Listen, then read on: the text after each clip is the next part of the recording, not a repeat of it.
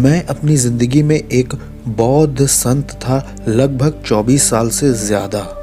लड़का होने पर मेरे माँ बाप मेरा पालन पोषण नहीं कर पा रहे थे, इसलिए उन्होंने मुझे एक मठ में भेज दिया। मुझे सिर्फ इसी ज़िंदगी के बारे में पता था। एक सुबह जब मैं अपने भिक्षा पात्रों को लेकर जा रहा था, मुझे लगता है मैं ज़्यादा ध्यान नहीं दे रहा था क्योंकि एक कार के सामने इसने मुझे बहुत कस के टक्कर मार दी और मैं सड़क पर पड़ा रहा। फिर मुझे हॉस्पिटल ले जाया गया और मेरा एक्सरे किया गया। उन्होंने मुझसे कहा कि हमें तुम्हारा पैर काटना पड़ेगा, ये टूट चुका है और हम इसके बारे में अब कुछ नहीं कर सकते। เพราะว่าอาการของหลวงพี่รุนแรงมากและเราเองก็ไม่สามารถที่จะรักษาให้หายดีได้ไปก่อนนะครับ उन्होंने मुझे अकेला छोड़ दिया और मैं बुद्धा पर ध्यान लगाने की कोशिश करने लगा, लेकिन नहीं कर पाया। मैं बहुत उदास था और मैं बहुत ज़्यादा परेशान था। दर्द बेहद था और मैं किसी तरह से सो पाया। सपने में मैंने एक आदमी को देखा जो हॉस्पिटल के उस कमरे में मेरे पास आया। वो मेरे बिस्तर के पास आया और उसने मेरे कंधे को छुआ। उसने कहा, उठो। मैं उठा और मैंने इस आदमी को देखा। उसने मुझसे कहा कि डरो मत, वो तुम्हारा पैर नहीं काटेंगे, मैं तुम्हें चंगा करूंगा। और ये आदमी मुड़ा और जाने लगा, लेकिन दरवाजे के पास जाकर के ये फिर रुका और मेरी तरफ दोबारा मुड़कर बोला, मेरा नाम यीशु है। मैंने ये नाम पहले कभी नहीं सुना था। मुझे मालूम ही नहीं था कि यीशु कौन था। मैं दोबारा सो गया। उसी रात को बीच में मैं फिर उठा और मैंने महसूस किया कि मेरा पाँव थोड़ा गर्म है और सुबह तक मेरे पैर में जान थी। और जो डॉक्टर आया मुझे कमरे में तैयार करने के लिए सर्जरी के लिए, उसने पाया कि मेरा पैर पूरा चंगा है। क्या हुआ तुम्हारे साथ, उसने कहा। और मैंने उसे उस व्यक्ति के बारे में बताया जो रात में मेरे कमरे में आया था। मैंने कहा उसका नाम यीशु था, उसी ने मुझे चंगा किया है। और डॉक्टर ने भी ये नाम पहले कभी नहीं सुना था। डॉक्टर ने कहा, हाँ ठीक है, तुम अब वापस अपने मठ में जा सकते हो, मैं और ज़्यादा तुम्हारे लिए कुछ नहीं कर सकता। तो फिर मैं अपने मठ में वापस आ गया। लेकिन ये मेरे साथ हुआ क्या, ये मैं बार बार सोचा करता था। और 2 हफ्ते बाद जब मैं अपने भिक्षा पात्रों को लेकर के फिर से जा रहा था लोगों के पास दान और भिक्षा ग्रहण करने के लिए, 2 लोग मेरे पास चलकर आए। उनमें से जो आदमी था वो बोला, उसने कहा, मैं आपको जीवित परमेश्वर की कहानी सुनाना चाहता हूँ। मुझे नहीं मालूम था वो क्या कह रहा है, जीवित परमेश्वर। मैंने कहा, परमेश्वर क्या? वो मुझे जीवित परमेश्वर के बारे में बता रहा था, लेकिन मैं ज़्यादा इच्छुक नहीं था। उसने कहा कि इस जीवित परमेश्वर का एक बेटा है, उसका नाम यीशु है। यीशु, मैंने सुना और मैं रुक गया। मैंने कहा, तुमने किसको बोला? उसने कहा, हाँ यीशु। और तब उन्होंने मुझे वो पूरी बात बताई जो यीशु के बारे में थी और जो कुछ उसने मेरे लिए किया है वो भी। मैंने कहा, मैं इस यीशु के पीछे चलना चाहता हूँ, उसी ने मुझे चंगा किया था। मैं यीशु का चेला होना चाहता हूँ।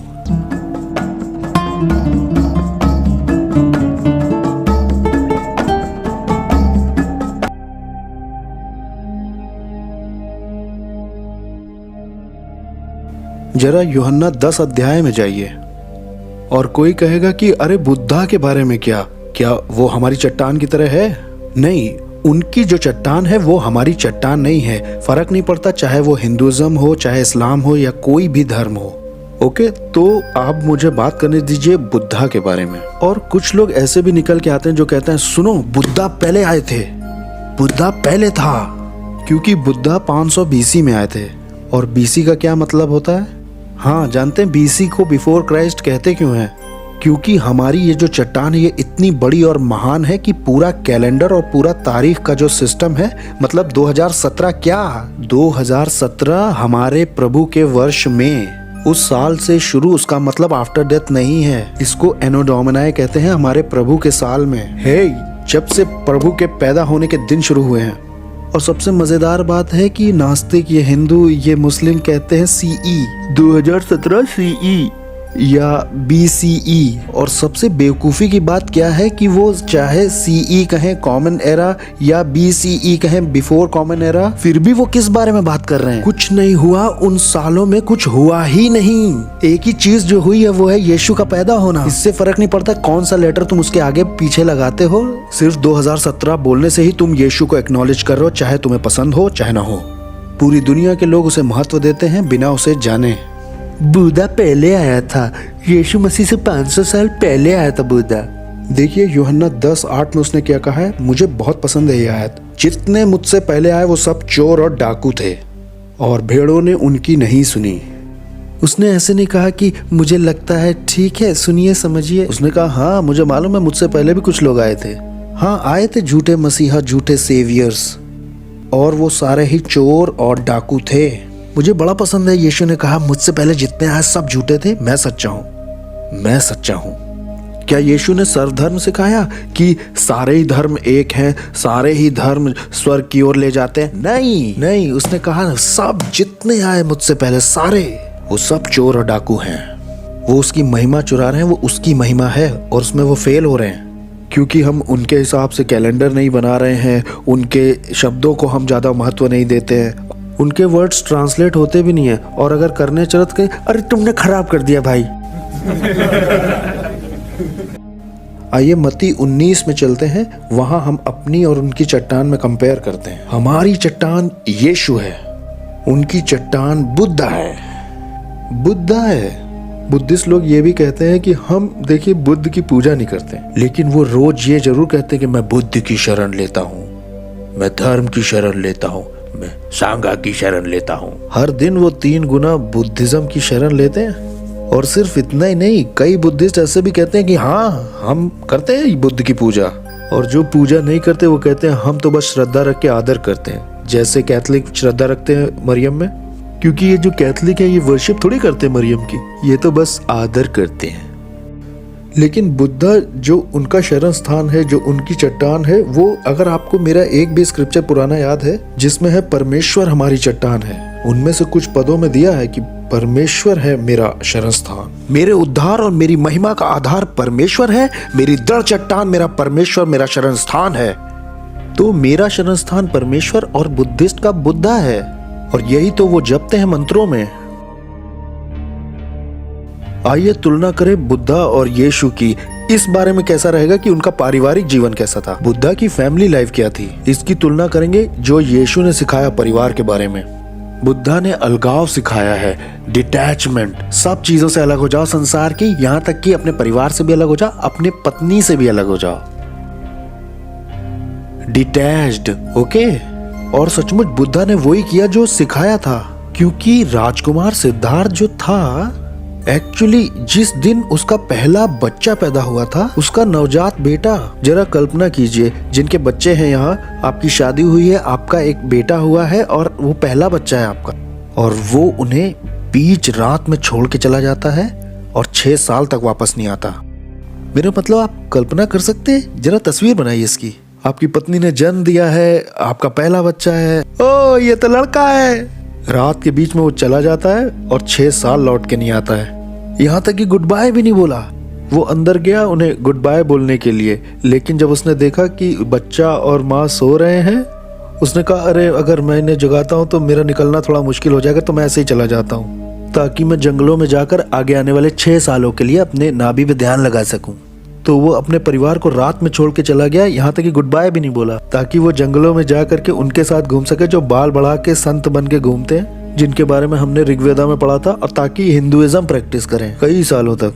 तो वो इन सब को करने लगा और फिर वो और ज्यादा कट्टर बनने लगा अपनी हिंदू प्रैक्टिस में। उसमें वो ध्यान लगा रहे हैं, गुरुओं से सीख रहे हैं, वेदा पढ़ रहे हैं, सोम रस पी रहे हैं और शहद ढकेल रहे हैं, लेकिन तभी और तब उसने अति कर दी अपने संत बनने की, और ताकि उसको वो उसका एनलाइटमेंट मिल जाए, उसने अपने आप को भूखा रखना शुरू कर दिया और बहुत कम खाना खाना शुरू किया। और ऐसा करते करते ऐसे पॉइंट पे आया कि 1 चावल का दाना। उसने कहा कि वो बहुत दुबला हो गया था, यहाँ तक कि अपने पेट में हाथ लगा के अपनी स्पाइन को छू ले रहा था। वो बस खाल और हड्डी था, वो बस भूख से मर रहा था। और फिर उसे रियलाइज हुआ मुझे लगता है इससे काम नहीं बन रहा। और तब एक लड़की उसको दूध चावल देती कि ये लो इसे खाओ, और तब वो खाता है दूध चावल। वो खा के इधर उधर जा कर के पेड़ के नीचे बैठे, फिर एनलाइटमेंट मिला। अब आइए देखते हैं यीशु ने क्या सिखाया। मत्ती 19:4 में देखिए, उसने उत्तर दिया, क्या तुमने नहीं पढ़ा कि जिसने उन्हें बनाया उसने आरंभ से नर और नारी बनाकर कहा कि इस कारण मनुष्य माता पिता से अलग होकर अपनी पत्नी के साथ रहेगा और वे एक तन होंगे। इसलिए अब वो दो नहीं है, एक हैं, और इसलिए परमेश्वर ने जिसे जोड़ा है उसे इंसान अलग ना करे। देखिए, बाइबल नहीं सिखाती कि आप अपनी पत्नी को छोड़ करके जंगल में जाके नाभि पे ध्यान लगाएं। सोच के देखिए ये कितना स्वार्थी है, ये कितना ध्यान में लीन होना स्वार्थीपना है। मुझे तो जरूरत है ध्यान लगाने की कुछ देर के लिए। हो चाहे आपका नवजात बच्चा और बीवी, छोड़ो उन्हें भूल जाओ। नहीं, आपकी अगर शादी हुई है तो अपनी पत्नी की आपको चिंता करनी है, आपको जुड़े रहना है, वो आपकी जिम्मेदारी है। और तुम बस छोड़ाए, ये बहुत ही बुरा है। अगर कोई इंसान अपनों की और अपने परिवार की चिंता न करे तो वो विश्वास से मुकर गया, अविश्वासी बन गया है, उससे भी बुरा। हाँ, बाइबल ऐसा कहती है कि अगर आप परमेश्वर को खोजना चाहते हैं सिंगल रह के तो आप कर सकते हैं, लेकिन अगर एक बार आपकी शादी हो गई तो आप शादीशुदा हैं। आप नहीं छोड़ सकते अपनी पत्नी को कि मैं जा रहा हूँ थोड़ा आत्मिक बनने, सी यू, और बस निकल गए। अनबिलीवेबल। कुछ ऐसी भी एंशिएंट बुद्धिस्ट राइटिंग्स हैं जिसमें औरतें हैं और बात करती हैं कि कितना बढ़िया रहा कि हमने अपने पति और बच्चों को छोड़ दिया और हम मठ में जा करके बुद्धिस्ट नन बन गए। आखिरकार मुक्त हो गए हम झंझटों से, घर के काम से, बेवकूफ पति से, लिटरली। और बुद्धिस्ट इसे बड़ा बढ़ावा देते हैं। हमारी बड़ी एंशिएंट राइटिंग्स हैं ये। औरतें शिकायत कर रही हैं घर के कामों के बारे में, सचमुच। देखो, तुम्हें इसी में रहना है, हस्बैंड्स तुम्हें इसी में रहना है, वाइफ तुम्हें इसी में रहना है, जब तक तुम्हें मौत अलग ना करे खुद। क्या उनकी चट्टान है हमारी चट्टान जैसी? अच्छा, आप कहेंगे कि यीशु की तो शादी नहीं हुई तो वो कैसे इस बात में नमूना है? लेकिन यीशु भी 19वें अध्याय यूहन्ना में जाइए, यूहन्ना 19 में देखिए, भले यीशु शादीशुदा नहीं थे, यीशु फिर भी वो व्यक्ति रहे हैं जिसने अपनी जिम्मेदारियों को पूरा किया है जिंदगी की। उसने पिता की आज्ञा मानी और अपनी जिंदगी में जो भी जिम्मेदारियां थी उन्हें पूरा किया। और उसने दूसरों की चिंता की। वो खुद की सेवा करवाने नहीं आया था, वो दूसरों की सेवा में अपने प्राण देकर के छुड़ाने आया था। वो ऐसा कभी नहीं करता अगर उसकी पत्नी होती तो, जो कि थी नहीं। ये परमेश्वर की योजना ही नहीं थी। पत्नी को वो ऐसे रात में छोड़ नहीं देता, दम नहीं थी उसकी गुड बाय कहने की। बहुत ही बुरा। क्या आप कल्पना कर सकते हैं? वो बिना रीढ़ का बुरा, अविश्वसनीय है। ये उनका हीरो है, ये उनका गुरु है, ये उनकी चट्टान है। ये हमारी चट्टान जैसा नहीं है। यीशु यहाँ तक कि भयानक दर्द को, पीड़ा को झेल रहे थे क्रूस पर। यूहन्ना 19:26 में ऐसा लिखा है, जब यीशु ने अपनी माता को और उस चेले को जिससे वो प्रेम रखता था पास खड़े देखा तो अपनी माता से कहा, हे नारी, देख तेरा बेटा। और तब चेले से कहा, ये तेरी माता है। और उसी समय वो चेला उसे अपने घर ले गया। और किस तरह का अंतर है हमारी चट्टान यीशु मसीह में और उनकी चट्टान बुद्धा में। वैसे बुद्धा मर चुका है। माना यह जाता है कि बुद्धा का पूरा लक्ष्य ये था कि वो निर्वाण को किसी तरह से पाले, जिसका मतलब है गायब हो जाना, विलीन हो जाना, जिसका अर्थ है मरना और फिर कभी ना आना इस दुनिया में। मरने का और भयानक ये जो जीवन चक्र है, ताकि आपको बार बार ये पुनर्जन्म के चक्कर में ना आना पड़े, ये बार बार ना हो, ये खत्म हो जाए।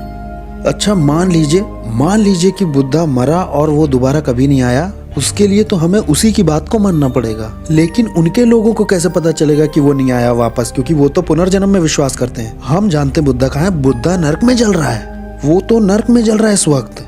ओ बुद्धा के साथ आपको विश्वास जैसा कुछ नहीं लगाना चाहिए। हमें कैसे पता चलेगा कि उसे निर्वाण प्राप्त हुआ था? हमें कैसे पता चलेगा कि नरक में भुन नहीं रहा है वो? और सच यही है कि वो है वहीं। लेकिन यीशु जिंदा है और वो पिता के साथ दाहिने हाथ पे बैठा है। आप एक ऐसे धर्म की कल्पना कर सकते हैं, जब बुद्धा का दाह संस्कार हुआ तो वो जितना ज्यादा हो सके उसके स्मृति चिन्ह और सजावट के सामान चाहते थे, उसकी राख ली और उसके सारे दांत लिए और सारे बोन फ्रेगमेंट लिए और उसको पूरे एशिया में फैला दिया। और उसके ऊपर एक बहुत बड़ा मंदिर सा बना देते हैं, स्टूपा कहते हैं उससे, और लिटरली उसको स्टूपा कहते हैं।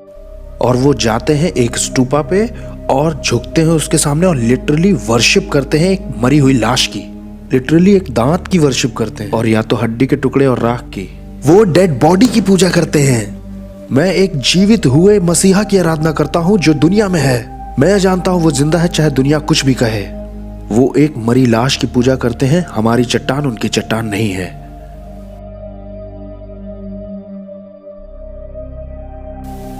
जैसे मैं ट्रेवल करता हूँ तो मुझे एक एक करके या कभी मेल्स में लोग पूछते हैं, इसमें खुशी भी मिलती है कि भाई ये बुद्धिज्म क्या है, ये बुद्धिज्म बताइए। लोग दरअसल ये भूल चुके हैं कि बुद्धिज्म एक बहुत खतरनाक फुसलाहट है, क्योंकि ये आपको ये यकीन दिला सकता है कि आप ईश्वर के बिना भी अच्छे हो सकते हैं, क्योंकि बुद्धिज्म में ईश्वर नहीं होता है। बुद्धिज्म में है ही नहीं ईश्वर की शिक्षा। एक बार मेरी बातचीत हुई थी एक बहुत ही प्रसिद्ध मॉन्क से जो थाईलैंड में थी। वो महिला पहली ऑर्डेन्ड मॉन्क थी। पीएचडी थी मैकमेस्टर यूनिवर्सिटी से कनाडा में। थाईलैंड आई थी, श्रीलंका गई थी ऑर्डेन्ड होने के लिए। मैंने उनसे कांटेक्ट किया था बातचीत के लिए। हमारी बहुत बढ़िया बातचीत हुई थी और एक पॉइंट पे मैंने उनसे ऐसा कहा, आपको कौन ऐसा व्यक्ति दिखता है जो आपके विश्वास में सबसे ज्यादा ऊंचे पर हो? उसने कहा दलाई लामा। मैंने कहा आपके विश्वास का लक्ष्य यही है कि इच्छाएं बंद करनी है, कि इच्छाएं करनी ही नहीं है? उसने कहा हाँ सही कह रहे हैं। क्या आप बता सकते हैं कि दलाई लामा ऐसी इच्छा क्यों करते हैं कि तिब्बत फ्री किया जाए, जबकि आपके विश्वास के आधार पर आप तोड़ रहे हो अपने बनाए हुए नियम को जिधर आप जा रहे थे? इसका आप कैसे जवाब देना चाहेंगी? वो बड़ी ही शांत हो गई थी। उसने कहा क्या मैं ऐसा कह सकती हूँ कि वो ऐसा करना चाहते हैं? आप देख सकते थे कि वो थोड़ा अपसेट हो गए, तो मैं थोड़ा पीछे ही हो गया। मैंने कहा मैम मेरे पास एक और सवाल है आपके लिए। मैंने कहा और वो ये है कि आप विश्वास करते हैं कि हर जन्म एक पुनर्जन्म है? उसने कहा हाँ। मैंने कहा अगर आप आज से शुरू करें और पीछे की ओर चले जरा, ठीक है? आपने आज से शुरू किया और आप पीछे गए तो आपके पास जन्मों की एक संख्या होगी, ठीक है ना? उसने कहा हाँ मैं ऐसा कहूंगी। जब आप यकीन करते हैं कि हर जन्म एक पुनर्जन्म है और हर जन्म पिछले जन्म का भुगतान है और आपके पास जन्मों की एक संख्या है, इसका जरूर ये मतलब है कि आपका एक, वो थोड़ा अटकी बोली हाँ कहूंगी मैं, तो आप पहले जन्म में किस चीज की कीमत चुका रहे थे? वो दिख रहा था कि हिल गई है सवाल से। उसने कहा हम ऐसा चुनाव करते हैं कि ऐसे सवाल ना पूछे। बड़े व्यंग्यात्मक तौर पे उसने भी परिवार छोड़ा था जैसे बुद्धा ने छोड़ा था। उसने अपने बच्चों को छोड़ा था और अपने पति को भी, और उस सब से अलग हो गई थी। मैंने कहा क्या आपको अपने बच्चों को देखने का मन करता है? मैं देख सकता था कि आंसू निकल आए और होठ कांपने लगे हैं। उसने कहा मैं उन्हें रोज स्कूल लेके जाती हूँ, छोड़ती हूँ, उनको स्कूल से लाती। उसके पास एक कार भी थी। वो बुद्धिस्ट मंक थी और फीमेल थी, तो वो किसी आदमी को भी ड्राइविंग के लिए नहीं रख सकती थी, तो खुद ही अकेले चलाती थी बच्चों को लाने के लिए। वो वहां पर अपने ब्रेकिंग पॉइंट को देख पाई। एक बार मेरे एक हिंदू दोस्त ने जो बाद में मसीही बना, उसने ऐसा कहा रवि मैंने सोचा इस बारे में जो हमारी बातचीत हुई थी और मैं इस नतीजे पे पहुंचा कि यहाँ तक कि मेरा बैंक मैनेजर भी बताता है कितना मुझे भरना है, कितना मेरा बाकी है, लेकिन मेरा ये जो कर्म चक्र है इसमें मुझे कभी पता नहीं चलेगा कितना मेरा बाकी है और कितना मैं भरूंगा अभी। और उसने कहा ये तो बहुत हार्टलेस सिस्टम है, और फिर उसने अपना जीवन मसीह को दिया। तो जो लोग मुझे देख रहे हैं इस भरने वाले दृष्टिकोण को रखते हैं, जो चाहते हैं कि एक अच्छा जीवन जिया जाए, ये बताता है कि आप कौन हैं। आप किसी को सताना नहीं चाहते, आप किसी को दर्द देना नहीं चाहते, लेकिन मैं आपको याद दिलाना चाहता हूँ कि भलाई आपके अंदर नहीं मिलेगी। इस दुनिया की सबसे बड़ी समस्याएं बाहर नहीं है, वो मनुष्य के अंदर है। एक बदला हुआ मनुष्य का हृदय और मसीह यीशु का अनुग्रह और उसकी उपस्थिति के आने से आपको सही तरह की भूख मिलती है, और तब आप जानेंगे कि हर मनुष्य का एक बार मरना और अपने रचयिता से मिलना तय है।